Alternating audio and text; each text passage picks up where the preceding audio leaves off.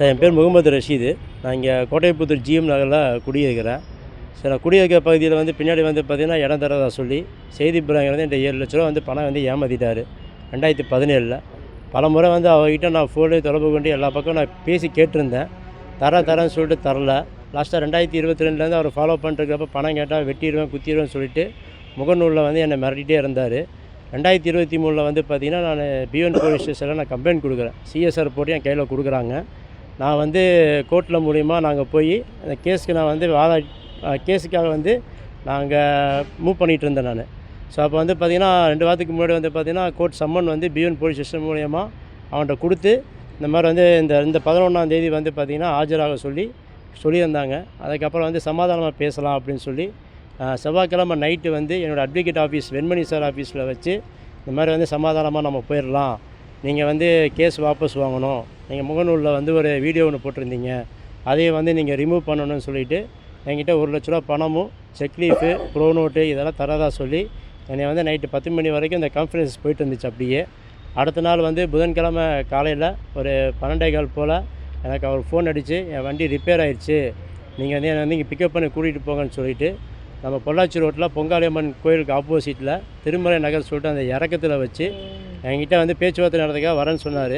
வண்டி ரிப்பேர்னு சொன்னவர் நேராக வந்து என்கிட்ட என்ன வண்டி ரிப்பேர் நான் கேட்குறப்போ பின்னாடி 2 பேர்த்த வச்சு என்னை காருக்குள்ளே வந்து அட்டாக் பண்ணி காருக்கு உள்ளே போட்டு என்னை வந்து நேராக கிணத்துக்கடவு பகுதிக்கிட்ட என்னை கொண்டு போயிட்டாங்க.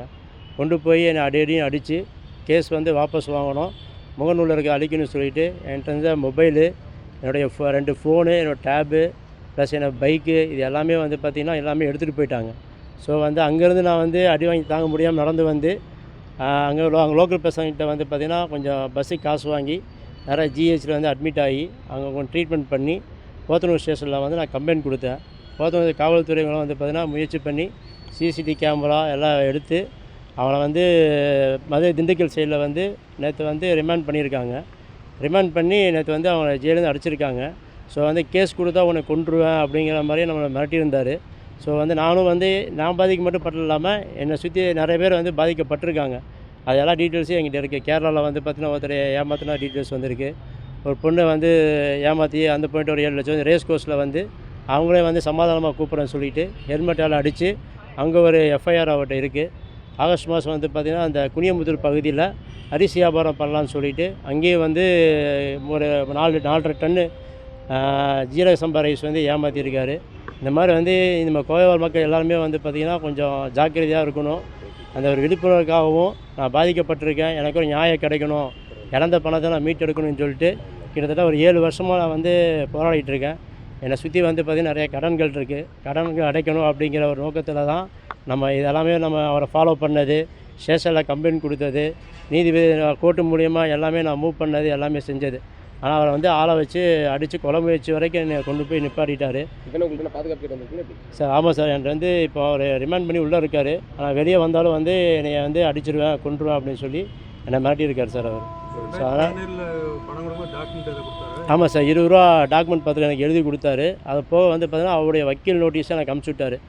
இந்த 7 லட்சம் பணம் வாங்கினதுக்கு மேலும் 1 வருட காலம் வேணும்னு சொல்லிவிட்டு நம்மக்கிட்ட 2019 அமுச்சு விட்டார். அதுக்கப்புறம் கொரோனா 2 வருஷம் இது பண்ணனால அவரோட பேமெண்ட் எதுவுமே நான் கேட்கல. 2023 வந்து கேட்க ஆரம்பிச்சிடப்போ நமக்கு வந்து இவ்வளோ இது பண்ணியிருக்காரு.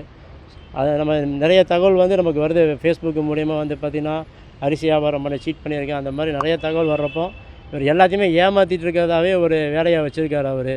ஸோ மக்கள் வந்து சார் கமிஷனர் பாதுகாப்பு தேடி தான் சார் ரிமாண்ட் ஆகி உள்ளே போயிருக்காங்க சார். அவங்க அவர் வெளியே வந்தால் நம்மளோட தாக்கலாம் அப்படிங்கிற மாதிரி சொல்லியிருக்காங்க. எனக்கு வந்து பார்த்திங்கன்னா 3 குழந்தைகள் இருக்காங்க.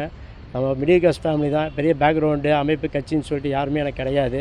நான் தனிப்பட்ட ஆள் தான். ஸோ எனக்கு பாதுகாப்பு எனக்கு வேணும் அப்படின்னு சொல்லிட்டு நம்ம கமிஷனர் ஆஃபீஸ்க்கு வந்திருக்கோம் சார்.